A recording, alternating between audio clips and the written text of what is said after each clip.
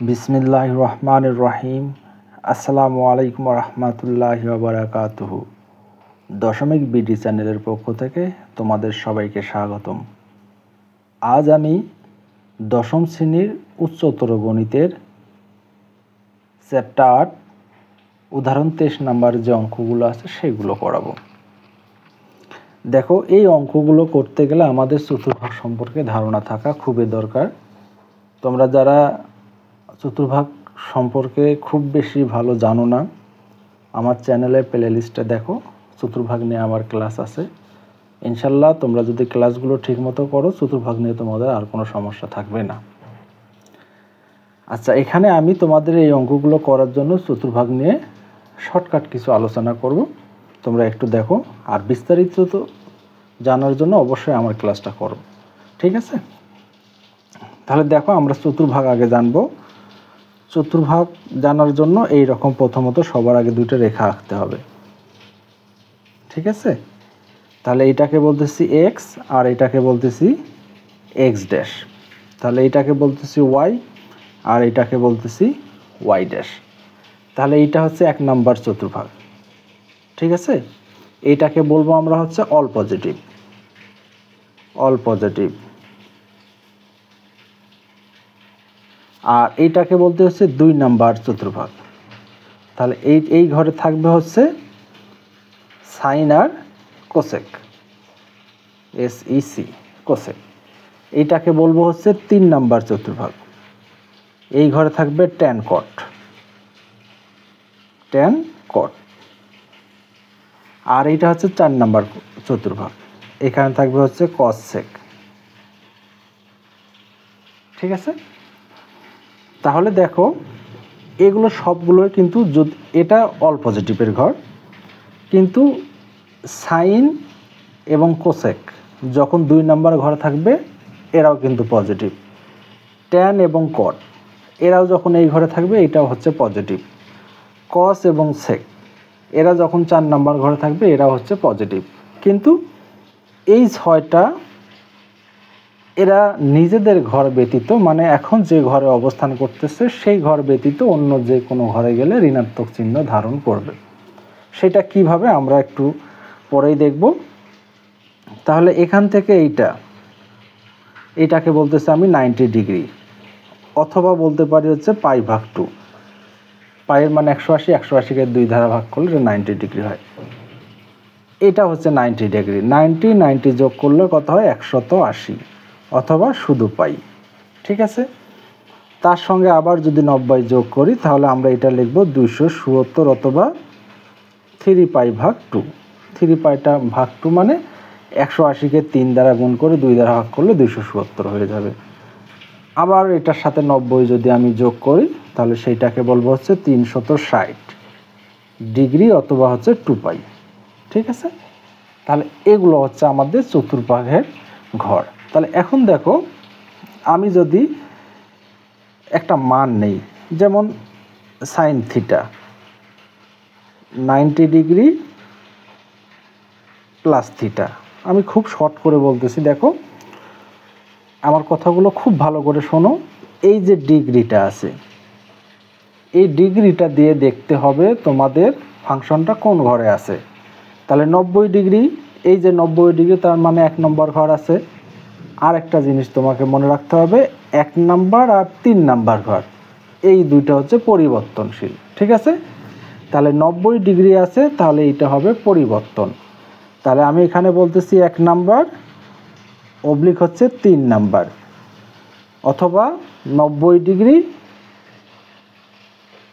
270 degree, এগুলো হচ্ছে পরিবর্তন। এগুলো হচ্ছে পরিবর্তন হয়, ঠিক আছে? পরিবর্তন।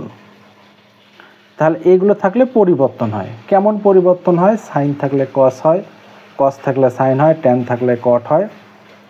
একটু আমি শর্ট করে দিচ্ছি। কস থাকলে, কস থিটা থাকলে হয় সাইন থিটা, আবার সাইন থিটা থাকলে কস থিটা, ট্যান থিটা থাকলে হয় কট থিটা, আবার কট থিটা থাকলে হয় ট্যান থিটা, সেক থিটা থাকলে হয় কোসেক থিটা। এগুলো হচ্ছে তোমার পরিবর্তন। তাহলে এটা কয় নাম্বার খেলো? 1 আর 3। 1 নাম্বার আর 3 হচ্ছে 3 নাম্বার পরিবর্তন, 2 নাম্বার আর 4 নাম্বার হচ্ছে অপরিবর্তন। তাহলে 2 আর 4 হচ্ছে, এটা হচ্ছে অপরিবর্তন,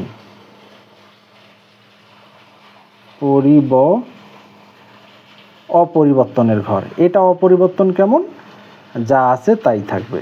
সাইন থিটা থাকলে সাইন থিটাই হবে, কস থিটা থাকলে কস থিটাই হবে, এটার কোনো পরিবর্তন হবে না।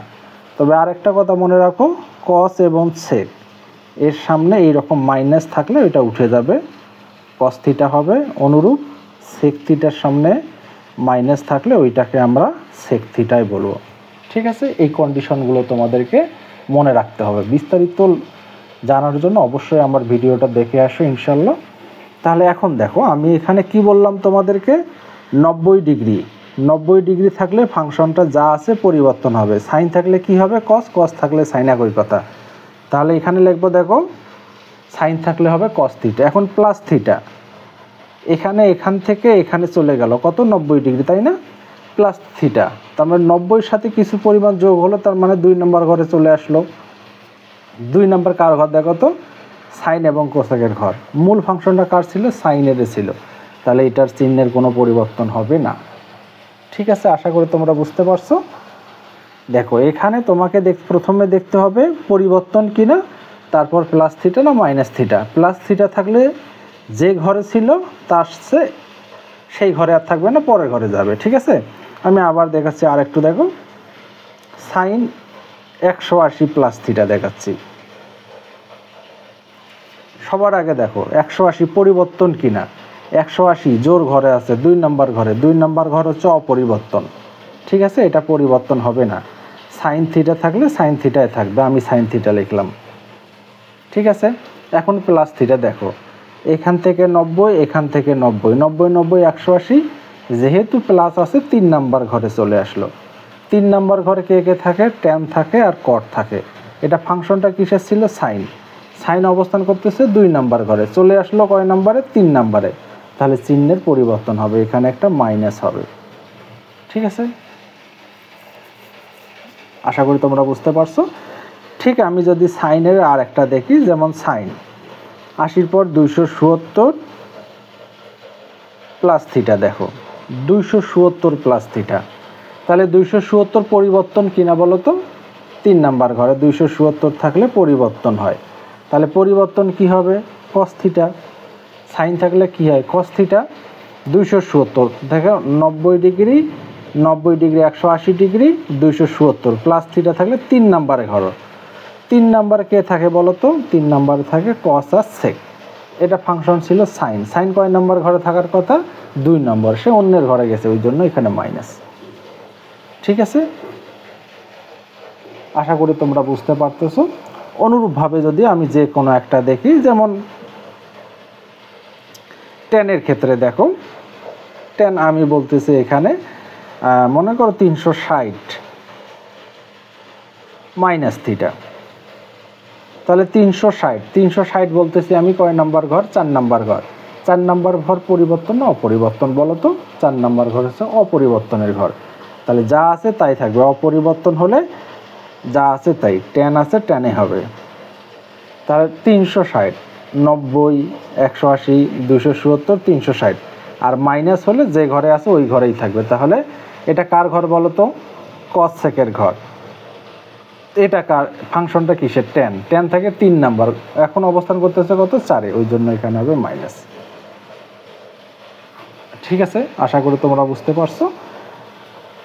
আর এখন দেখো আমি যদি তোমাদেরকে বড় কোনো একটা মান দেখাই, তাহলে তোমরা দেখো হচ্ছে 810। আমি এখানে একটা ডিগ্রি দিয়ে দিলাম 810। ঠিক আছে, এখন 810-এর আমাকে মান বাইর করতে হবে। এখন আমরা দেখব হচ্ছে cos 810-এর মান কত।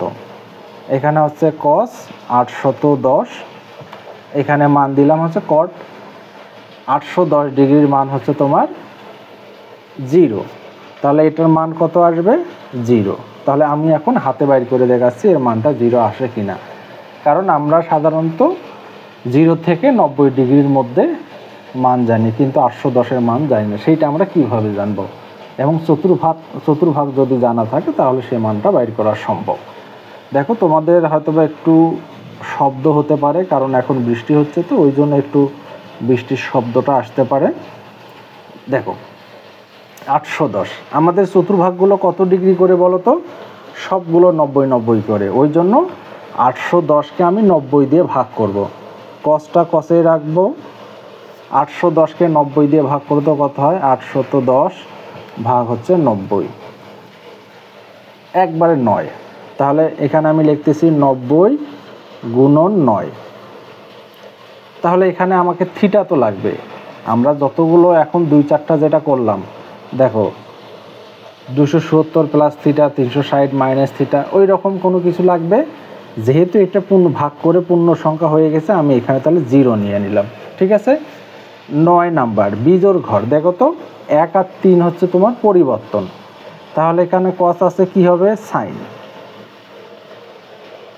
ঠিক আছে। তাহলে 9 বার এখানে কয়টা সংখ্যা আছে? 9 বার ঘোরাও। তাহলে এখান থেকে জ্যামিতিক কোণগুলো সাধারণত এখান থেকে শুরু হতো, 1 2 3 4 5 6 7 8 9 এখানে আসছে, তাই না? এবং কি আছে? Plus 0 degree. তারপর ধরো মনে করো এখান থেকে এখানেই পার হলো, যে কোনো একটাতে পার হোক, তাতে কোনো সমস্যা নাই। যদি এখানে 0 ডিগ্রি, যেহেতু অল পজিটিভের ঘরেই ধরে নাও, তাহলে এখানে হচ্ছে তোমার 0 ডিগ্রি, সাইন 0 ডিগ্রি মান কত? 0। এই হচ্ছে তোমার উত্তর। ঠিক আছে, আশা করি তোমরা বুঝতে পারছো। এখন যদি তোমাদেরকে যে কোনো ডিগ্রি 500, 1000, 1200, 1500, 2000 ডিগ্রি মান বাইর করতে বলে, তোমাদের দ্বারা বাইর করা সম্ভব। ঠিক আছে। তাহলে দেখো অনুরূপভাবে আমরা এখন এখানে ক নাম্বার যেটা দেওয়া আছে তোমাদের বইয়ের উদাহরণ 23-এর ক নাম্বার যে অঙ্কটা দেওয়া আছে, সেই অঙ্কটা আমি এখন করব তোমাদের। ঠিক আছে। দেখো আমি ক নাম্বারটা এখানে উঠে নিচ্ছি। এখানে লেখা আছে সাইন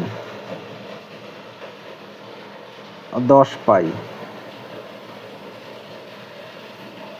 এইটার মান বাইর করতে হবে। এখন 10 পাই বলতে আমরা কত ডিগ্রি বুঝি? ঠিক আছে, আমাদেরকে আগে ডিগ্রিতে জানতে হবে। তাহলে 180 গুণন 10,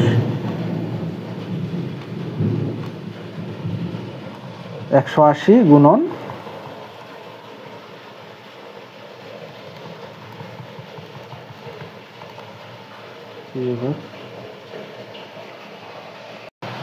তাহলে এখানে দেখো কত দেওয়া আছে? 10 পাই প্লাস থিটা। কিন্তু 10 পাই কত ডিগ্রি সেটা তো আমরা জানি না। যেহেতু এটা জানি না, তাহলে এই সাইন যেটা আছে এটা পরিবর্তন হবে না অপরিবর্তিত থাকবে, সেটা আমরা বলতে পারতেছি না। ওই জন্য আমাকে গুণ করে নিতে হবে। 180 গুণন হচ্ছে 10, গুণ করে নাও। তাহলে কত হলো বলো তো? 1800। তাহলে 1800, তাহলে এখানে লেখো সাইন। এখন 1800কে আমি ভাগ করব হচ্ছে 90 দিয়ে, কারণ আমাদের সবগুলো চতুর্ভাগে 4টা ভাগ থেকে সবগুলো 90 ডিগ্রি করে। তাহলে আমি এটা নিচ্ছি হচ্ছে 90 গুণন হচ্ছে 20, তারপর হচ্ছে প্লাস থিটা। তাহলে এখন আমি এটার মান বাইর করতে পারবো। ঠিক আছে। তাহলে এখন দেখো তো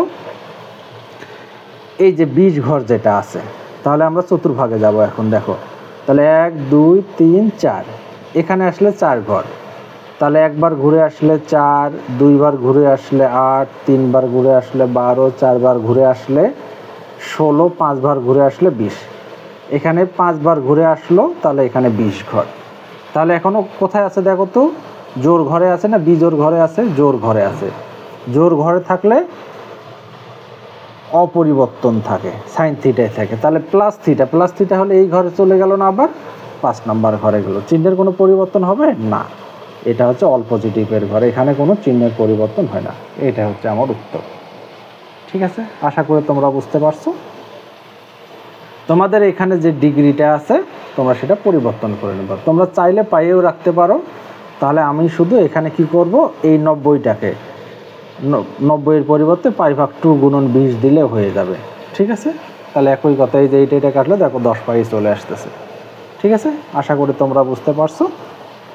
তারপর দেখো খ নাম্বার। খ নাম্বার এখানে কত দেওয়া আছে? এখানে দেওয়া আছে cos 19 পাই ভাগ হচ্ছে 3। দেখো এইটার মান কত সেটা আমরা বাইর করব। তাহলে এইটার মান যদি আমি একবারে ক্যালকুলেটরে বাইর করি, দেখো একবারে মানটা কিন্তু বাইর হবে। তাহলে 19 পাই। 180 গুণন 19 ভাগ হচ্ছে 3, তাহলে cos অ্যান্সার ইকুয়াল, তাহলে এটার মান বাইর হবে হাফ, 0.5 বা হচ্ছে হাফ। আচ্ছা দেখো, এটা 0.5 বাইর হবে বা হাফ বাইর হবে, এইটা সমান সমান হাফও লেখা যায়। আমরা এখন এইটা বাইর করব, ঠিক আছে। তা cos 19 পাই ভাগ 3 বলতে আমরা কি বুঝি দেখো তো, 19 পাই ভাগ 3, এটাকে আমরা একটু ডিগ্রিতে রূপান্তর করি। 19 পাই ভাগ হচ্ছে তোমার 3, ক্যালকুলেশন করলে কত হয়, তাহলে 180 গুণন হচ্ছে 19 ভাগ হচ্ছে 3, তার মানে কত, এইটা সমান সমান আমরা লিখতে পারি কত, 1140 এইটা। তাহলে আমরা এইটা সমান সমান লিখতে পারি কত, 1140। তাহলে এই 1140কে আমাকে চতুর্ভাগে ফেলাইতে হবে। তাহলে এইটাকে যদি আমি চতুর্ভাগে ফেলাই, আমাকে চতুর্ভাগে ফেলাইতে গেলে এটাকে 90 দিয়ে ভাগ করতে হবে। তাহলে এইটাকে আমি 90 দিয়ে ভাগ করতেছি, ভাগ হচ্ছে 90। আচ্ছা 90 দিয়ে ভাগ করে মানে পূর্ণ সংখ্যা আসতেছে না, তাহলে আসছে 12 দশমিক সামথিং। তাহলে এখানে কত আসতেছে, 12। তাহলে 90 গুণন 12 করো তো কত হয়, 90 গুণন 12 দেখো তো 1140 আসে কিনা। 90 গুণন 12 কত আসছে, 1080। তাহলে এখানে আছে কত, 1140, এখানে আছে কত, 1080। তাহলে এর দুইটা কি মিলে গেছে, না। তাহলে 1140 বানাইতে গেলে কত লাগবে বলো তো, তাহলে 1140 থেকে 1140 বিয়োগ হচ্ছে 1080, তাহলে 60 লাগবে। তাহলে এখন দেখো এইটাকে আমি কি করতেছি, দেখো শুধু কসটা ঠিক রাখলাম। তাহলে এইটাকে যদি আমি ভাঙ্গাই তাহলে কত পাবো, 1140 পাবো। 1140কে আমি যদি 90 দিয়ে ভাগ করি তাহলে কত পাচ্ছি, 12, ঠিক আছে। এবং তার সাথে যদি আমি 60 যোগ করি তাহলে আমি 1140 পাচ্ছি। খুবই কঠিন লাগলো তোমাদেরকে। আচ্ছা দেখো, তাহলে আমি একটু আবার তোমাদেরকে একটু প্রথম থেকে দেখাচ্ছি, তোমরা একটু ভালো করে দেখো। সবার প্রথমে যেটা আছে সেই ডিগ্রিটাকে তোমাদেরকে গুণ করতে হবে। 180 গুণন হচ্ছে 19 ভাগ হচ্ছে 3, তার মানে হচ্ছে 1140 এখানে দেওয়া আছে। যে ডিগ্রিতে দেওয়া থাকবে ওইটাকে তোমাকে 90 দিয়ে ভাগ করতে হবে, ভাগ হচ্ছে 90। তাহলে 90 গুণন 12, তার মানে 1140 হয়নি। তাহলে 90 এই যে গুণন 12, তার মানে 1140 হয় নাই। তাহলে আমি এখন 90 গুণন 12 করব, তার মানে কত আছে, 1080। তাহলে 1080 তো লিখলে হবে না, আমাকে 1140 লিখতে হবে। তাহলে কত কম লিখলাম, তাহলে যত কম আছে ওই সংখ্যাটা আমি যোগ করে দিব। তাহলে 1140 বিয়োগ 1080, তাহলে 60 কম লিখছে, এই জন্য 60 যোগ করে দিলাম, ঠিক আছে। আশা করি তোমরা বুঝতে পারছো। তাহলে এই 60টাকে আমি কিসে, পাইয়ে লিখতে পারি, যেহেতু পাইয়ের অঙ্ক, পাইয়ে লেখো। পাইয়ে লেখার জন্য আমাকে কি করতে হবে, 180কে 60 দিয়ে ভাগ করে দিতে হবে। ভাগ করে দাও তাহলে আমাদের পাই চলে আসবে। 180কে যদি আমি 60 দিয়ে ভাগ করি 3 আসতেছে, তাহলে পাই ভাগ 3 লিখলেই আমাকে হয়ে যাবে। আমি লিখবো পাই ভাগ 3, তার মানে হচ্ছে 60, ঠিক আছে। আমি পাই ভাগ 3 লিখলেই হয়ে যাবে। অথবা আমি এটা লাইনটা আবার রিপিট করতেছি, দেখো cos পাই ভাগ 2 গুণন 12 আর এখানে হচ্ছে পাই ভাগ 3, ঠিক আছে। আশা করি তোমরা বুঝতে পারছো। এখন দেখো এই 12 চতুর্ভাগে যাও, 1 2 3 4, একবার আসলে 4 ঘর, দুইবার আসলে 8 ঘর, তিনবার আসলে 12 ঘর। তাহলে এই ঘরে অবস্থান করতেছে, তাই না। তাহলে এই ঘরে অবস্থান করতেছে, এটা পরিবর্তন না অপরিবর্তনের ঘর, এটা অপরিবর্তনের ঘর। তাহলে cos আছে, cosই থাকবে, প্লাস থিটা, তার মানে এই ঘরে গেল, অল পজিটিভের ঘরে চিহ্নের কোনো পরিবর্তন হবে না। আর পাই ভাগ 3 মানে 60, cos 60 ডিগ্রি মান কত, হাফ, ঠিক আছে। তাহলে এইটার মান দেখো হাফ হয় কিনা, অর্থাৎ আমরা এইটা সমান সমান জানি cos 1140, এখানে হচ্ছে cos 1140 ডিগ্রি মান দেখো হাফ হয় কিনা। 0.5 মানে হাফ, অথবা শিফট চাপে এই ভাগ দিয়ে দাও, হাফে চলে আসে, ঠিক আছে। আশা করি তোমরা বুঝতে পারছো। তাহলে চলো আমরা এখন এই যে তোমাদের গ নাম্বার অঙ্কটা আছে সেইটা করব। তাহলে এইবার করব আমরা গ নাম্বার, এইটা হবে tan 11π/6। তাহলে 11π/6 এখন দেখো তো ক্যালকুলেটরে কত হয়। 11π/6 180 গুণন হচ্ছে 11 ভাগ হচ্ছে 6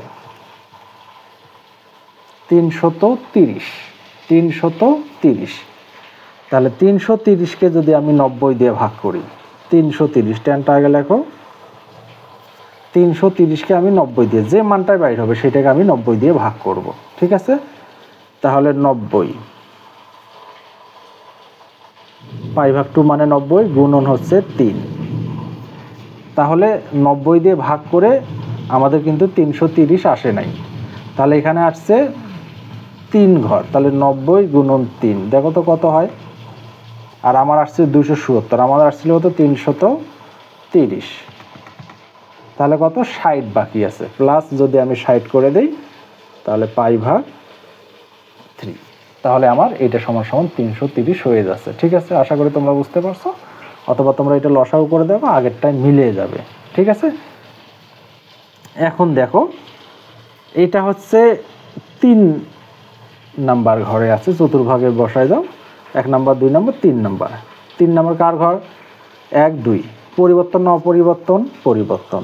তাহলে এটা হবে কি কট, ঠিক আছে না। তাহলে প্লাস থিটা 1 2 3, এই যে প্লাস আছে তার মানে এই ঘরে চলে গেল। এটা কার ঘর? এটা হচ্ছে তোমার কসেকের ঘর, তাই না। কসেকের ঘর, tan থাকে 3 নাম্বার, অন্যের ঘরে চলে গেছে, এই জন্য মাইনাস। আর এখানে আছে π/3। তাহলে কটের তো আমরা মান জানি না, তাই না। তাহলে আমরা দেখব হচ্ছে এটা সমস্যা না, আমি tan লিখতে পারি, tan π/3।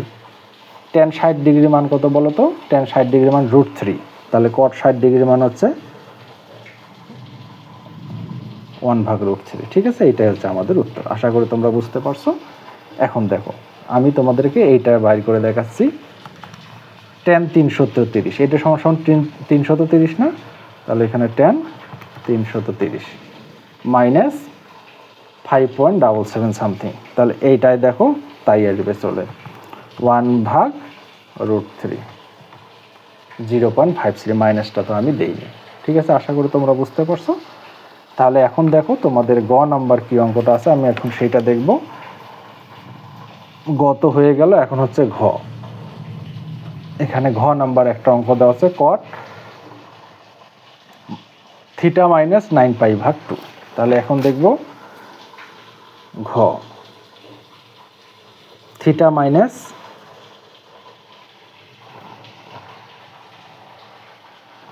cot θ minus 9π/2। তাহলে দেখো আমাদের এই ডিগ্রিটা কিন্তু সামনে থাকতে হবে। তাহলে আমরা এটাকে যদি সামনে রাখি তাহলে cot মাইনাসটা কমন নাও, 9π/2 মাইনাস θ। এই মাইনাসটা সামনে লেখো একবারে, তাহলে cot 9π/2 মাইনাস θ। তাহলে এখন এইটা দেখো, এইটা কত ডিগ্রি, আগে আমাকে ডিগ্রিটা যাচাই করে নিতে হবে। 9π/2 কত হয়? তাহলে 180 গুণন 9 ভাগ হচ্ছে 2, তাহলে 810। 810কে যে ডিগ্রি বাইর হবে ওইটাকে আমি 90 দিয়ে ভাগ করব। ভাগ করলে পূর্ণ সংখ্যা কত হচ্ছে 9। তাহলে এটা লিখব cot, তাহলে এখানে লিখতেছি π/2 গুণন হচ্ছে 9 মাইনাস θ, ঠিক আছে। তাহলে এখন চতুর্ভাগে যাও, 9 1 2 3 4 5 6 7 8 9, এটা হচ্ছে অল পজিটিভের ঘর। অল পজিটিভের ঘর মানে 1 নাম্বার ঘর, 1 আর 3 হচ্ছে পরিবর্তন। তাহলে এখানে মাইনাস ছিল, এটা আসবে কত, সরি এটা ছিল cot, হয়ে যাবে tan মাইনাস θ। মাইনাস θ হলে যে ঘরে আছে ওই ঘরেই থাকবে। তাহলে এটা সমান সমান আমরা মাইনাস tan θ লিখতে পারি, ঠিক আছে। এখন দেখো পরের অঙ্কটা কি আছে, sec মাইনাস 17π/2, sec মাইনাস 17π/2। তোমাদেরকে শুরুতেই বলছিলাম সেকের সামনে মাইনাস থাকলে ওইটা উঠে যায়, ঠিক আছে। তাহলে এখানে সেক মাইনাসটাকে উঠাই দাও, আর 17π/2 দেখো ডিগ্রিটা কত হয়, আমার ডিগ্রিটা জানা খুবই জরুরি, তা না হলে আমরা চতুর্ভাগে ফেলাইতে পারবো না। তাহলে 180 × 17 ভাগ হচ্ছে 2, কত আছে 1530। তাহলে 1530কে আমি কি করব 90 দিয়ে ভাগ করে দেব, তাহলে পূর্ণ সংখ্যা আছে 17। তাহলে π/2 গুণন হচ্ছে 17, তাহলে -θ বা +θ দাও, আর -0 অথবা +0 দাও, তাতে কোনো সমস্যা নেই, ঠিক আছে। তাহলে চতুর্ভাগে যাও, 17 অবশ্যই বিজোড় ঘর পরিবর্তন, সেক থাকলে কি হয় কোসেক, কোসেক।